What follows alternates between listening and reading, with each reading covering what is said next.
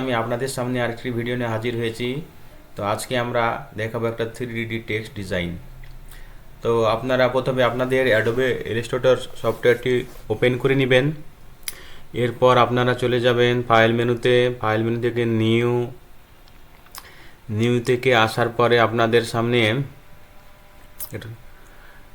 সামনে যে আর্টবোর্ডটি নেওয়ার জন্য আপনারা ওয়াইড দিবেন 1280 আর হাইট দিবেন 720। এরপর আপনারা ওকে বাটনে প্রেস করে দিবেন। প্রেস করার পর দেখুন আমাদের সামনে একটি আর্টবোর্ড হাজির হয়ে গেছে। আমরা স্টকটি নান করে নেব।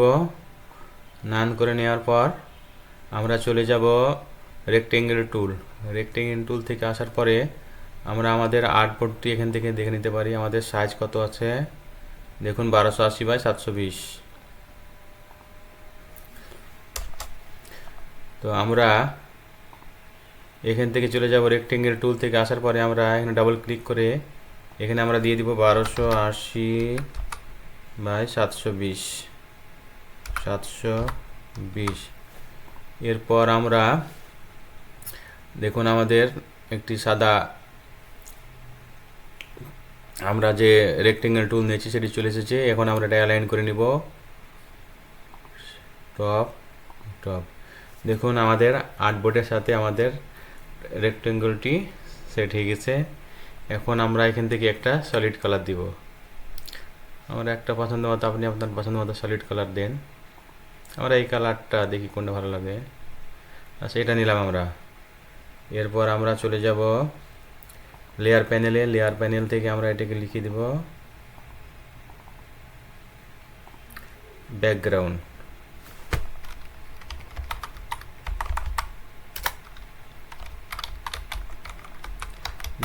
লেখার পরে আমরা আরেকটি লেয়ার কপি করে নিব এবং ব্যাকগ্রাউন্ডটাকে লক করে দেব।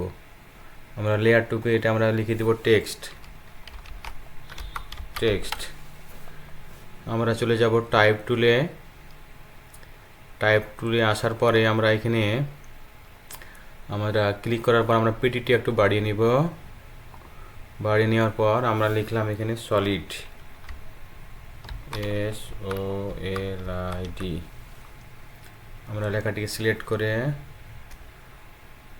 শিফট অল্টার প্রেস করে লেখাটিকে আমরা একটু বড় করে নিলাম।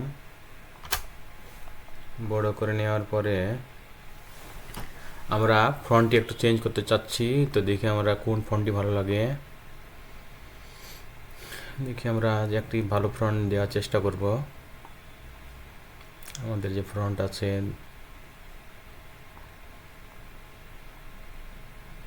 আমরা চাচ্ছি এরিয়াল ফন্টে আমরা ব্যবহার করি।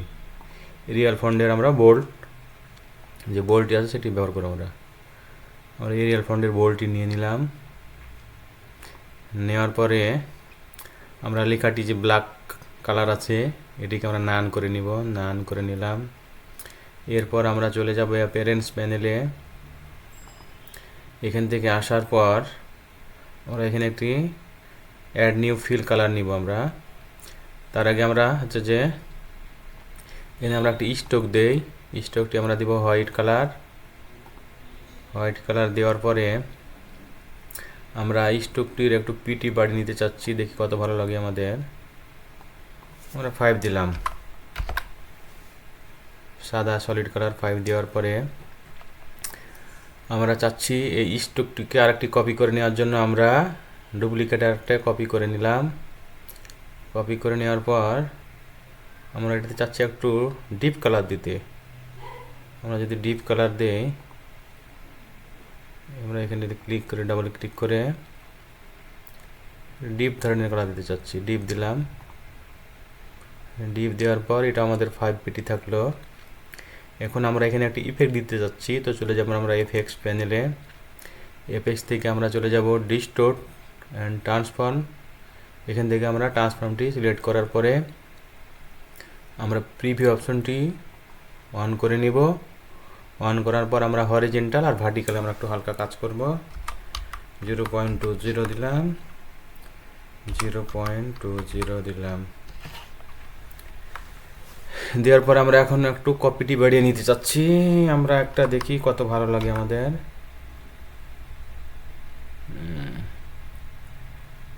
কালারটা আমরা এটা শার্ট করে দিই। শার্ট করে দেওয়ার পরে আমরা এখানে এটা ওকে বাটনে প্রেস করে দিলাম। এরপর আমরা চলে যাব এই কালারটি, আমরা দেখি কি কালার ভালো লাগে আমাদের। আমরা নীল কালার দেই, এই কালারটি দিলাম আমরা। দেওয়ার পরে কালারটিকে আমরা একটি কপি করে নিলাম, আরও একটি কপি করে নিলাম।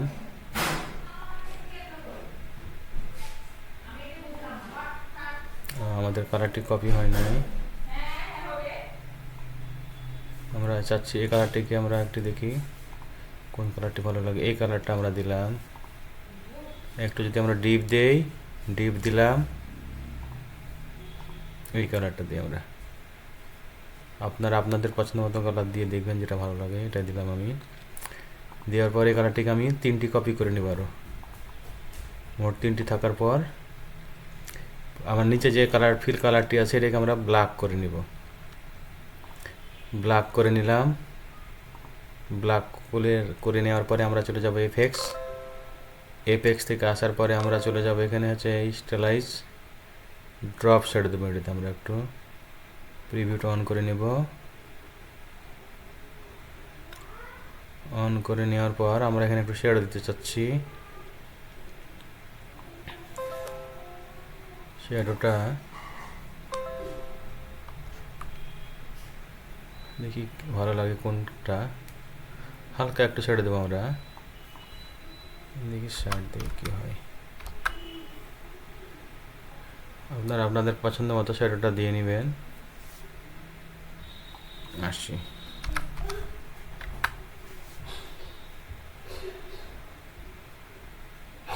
এরপর আমরা এটা ওকে বাটনে প্রেস করে দিলাম। প্রেস করার পরে আমরা চলে যাব যে প্রথম ফিল কালারটিতে। ফিল কালারটিতে আসার পর আমরা যে এখানে আরও বাটনে আমরা ক্লিক করব। ক্লিক করার পর 3 ডট আইকনে ক্লিক করব।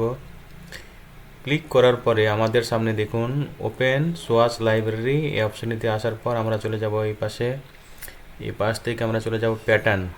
প্যাটার্ন থেকে বেসিক গ্রাফিক্স, বেসিক গ্রাফিক্স থেকে আবার বেসিক গ্রাফিক ডটস। এই ডটটি আসার পর আমরা যেটা চাচ্ছি এখন দেখি কোন ডটটা ভালো লাগে আমাদের। ভালো লাগছে না, এটা ভালো লাগে। এটা দিয়ে আমরা দেখি আমাদের একটু ব্যাকগ্রাউন্ডের এই কালারটা একটু চেঞ্জ করতে চাচ্ছি। এটা একটু যদি আমরা এই কালারটা দিই কেমন লাগে দেখি।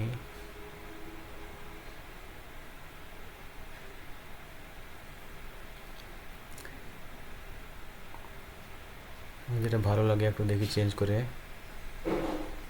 এটা ভালো লাগতেছে, আমরা এটা ব্যবহার করলাম। তো আমার ভিডিওটি ছিল এই পর্যন্ত। যদি আমার ভিডিওটি ভালো লাগে অবশ্যই আমার চ্যানেলটি সাবস্ক্রাইব করে দিবেন। পাশে থাকা বেল আইকনটিতে আপনার প্রেস করে দিবেন, লাইক করবেন, শেয়ার করবেন এবং নতুন নতুন ভিডিও পেতে অবশ্যই কমেন্ট করবেন।